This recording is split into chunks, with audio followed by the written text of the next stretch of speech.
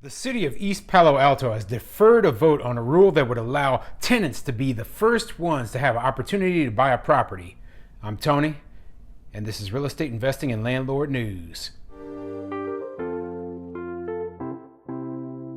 All right, so I have an interesting article for you today, and it's an update to a video that I did just a little bit over a week ago. And it's going over the fact that in California, some cities were passing these laws that would allow tenants to have the first right to purchase a property when a landlord puts it up for sale. So, for example, if you have let's say a duplex, a rental property that you own, and it's a duplex, right? And you decide you want to put it up for sale on the open market, get out of the rental business and go about your own way. Well, you have to offer it up to the tenants first.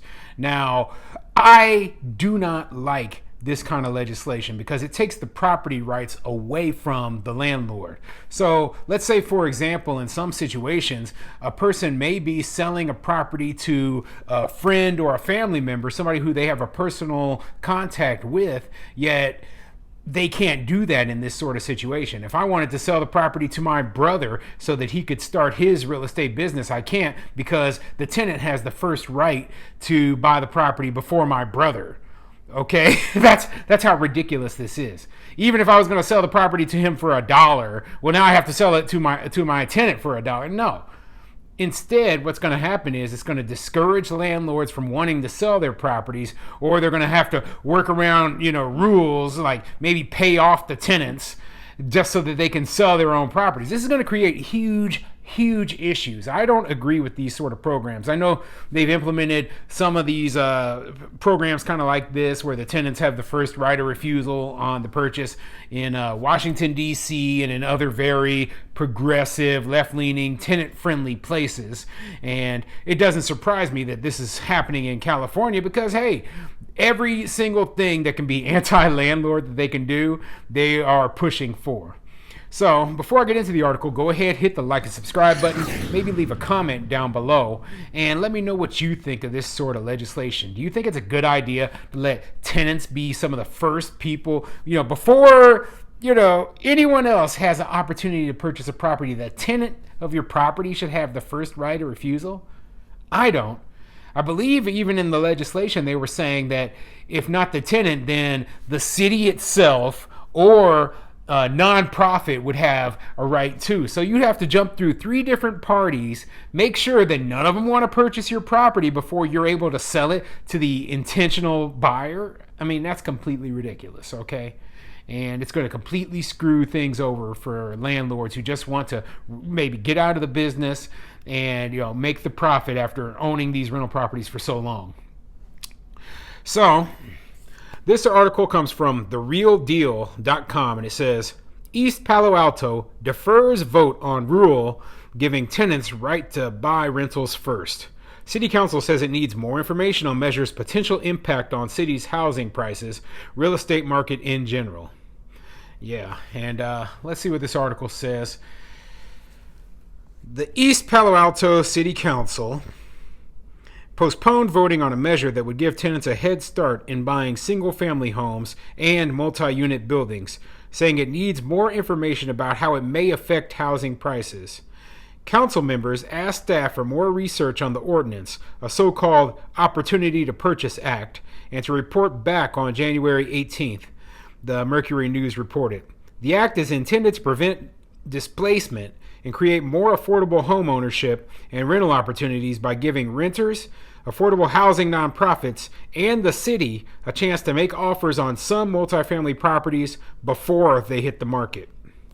Well, what they don't realize is a lot of these deals, they never hit the market, okay? It's not like you suddenly see a lot of these transactions posted on Zillow, okay? A lot of real estate deals are person to person. You will have, maybe business to business. A lot of people will just throw out their letter of intent when it comes to multifamily properties, right? And throw it's kind of like an unofficial offer and say, hey, here's what I'm offering, here are my terms, and are you interested in selling?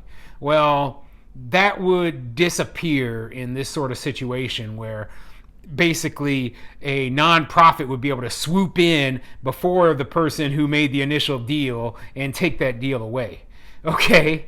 So, I mean, this is absolutely crazy. And the nonprofit or the tenant or the city could do this and just ruin it for potential investors. So, I believe, and it's a good thing they're looking into it, trying to see what the effect on housing or, prices would be on property prices, because it could go two ways, right?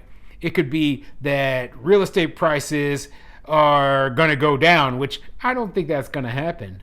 What's really going to happen is it's going to exacerbate the problems that are already created in this place like California, where there is an affordable housing shortage. Okay, it's going to make housing more expensive. It's going to, make housing harder to get. I mean, every little rule, every little law, every little thing they do, to try to stop the affordable housing thing through their bureaucratic measures, actually is hurting affordable housing in the state. And it just blows my mind that they can't figure all this out. So when they put this into place, what's going to happen is landlords are going to be like, well, I'm not going to, if it comes down to me having to sell to a nonprofit instead of somebody that I know and, being able to do the transaction the way I want, well, I'm going to either overprice the property or I'm not going to put it up for sale at all, And what that means is that less properties are changing hands. Prices will continue to skyrocket. I mean, it makes things worse. It has a potential to be really be great for the city, but I think those questions really have to be addressed, Councilman Antonio Lopez said at the group's December 22nd meeting. The ordinance stipulates that if an owner of a rental residential property wants to sell, they would first have to notify tenants, qualified affordable housing nonprofits, and the city. The seller can list a property on the open market if none of those groups make an acceptable offer, although they would still need to give them a chance to match the best offer. If one of those groups matches the offer, then the seller must sell the property to them. And that's crazy right there, okay? So let's say you follow these rules, right? You're like, hey, I'm putting this property on the open market. I'm selling my single family rental here. I'm putting it on the open market. I want $1 million for it, right? They're like, no, we're not interested in it. So then you put it on the open market, right?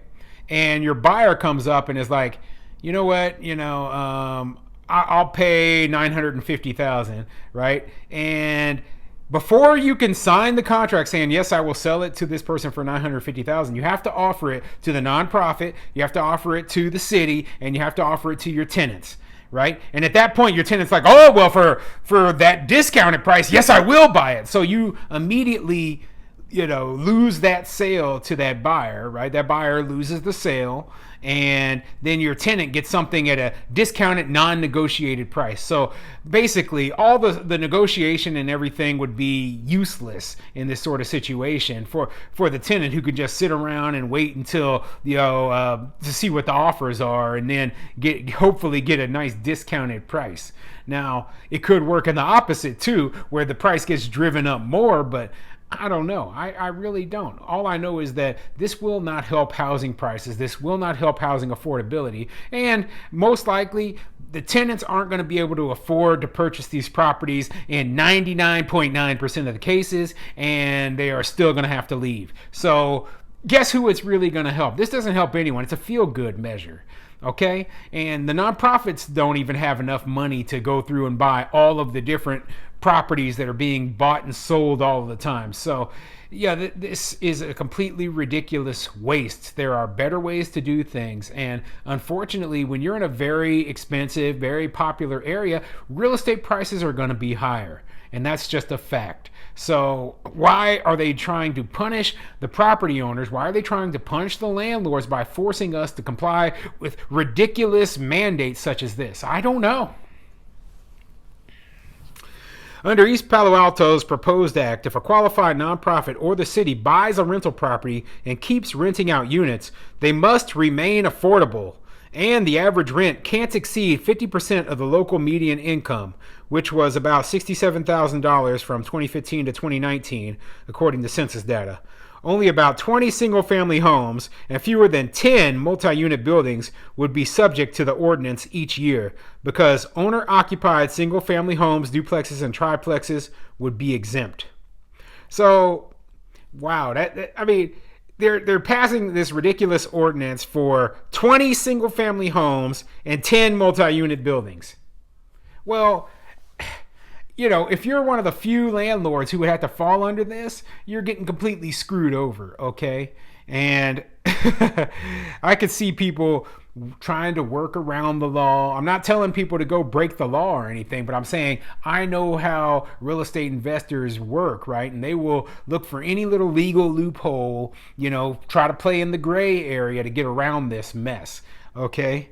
So, yeah, do they really think they're helping anything if only 20 to 30 properties a year are affected by it? That's not going to help preserve low affordable housing. And then even then, right, if you look at the ridiculousness they said here is that if you, under the proposed act, if the city or a nonprofit buys the property, they can't charge a rent that's more than 50% of the local median income, even if the property was already charging higher than that. So this is actually discouraging for the nonprofits who may want to purchase these sort of properties. I mean, basically, I don't think a lot of nonprofits are going to want to comply with these rules. I don't think a lot of tenants are going to be able to comply with these rules. And I know that the city government itself doesn't have enough money to be purchasing a lot of these properties. So what may end up happening is that maybe one property per year actually is bought by any of these entities, especially when there's only 20 to 30 properties in total that are even gonna fall under these rules. So this is a completely useless feel-good measure to try to keep votes. That's pretty much it. Okay, something thrown together by politicians who don't understand the real estate market, don't understand how things work.